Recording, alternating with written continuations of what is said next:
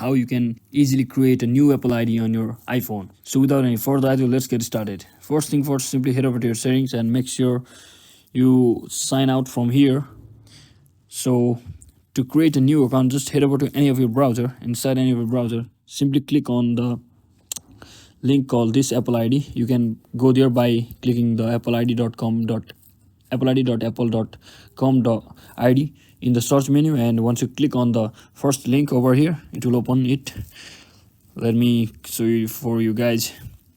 Just wait a minute, and like this it will show you every single detail which you need to fill out to register for a new Apple ID. And once you create by filling all the details from here, and once you create a new account from there, it will be saved. Make sure to remember your password, and you can simply come back in your settings here and simply sign out from here and log in with that details credentials, and that is it, how exactly how you can easily create a new Apple ID. So hope that video was helpful. Thanks for watching. Don't forget to like and subscribe to the channel.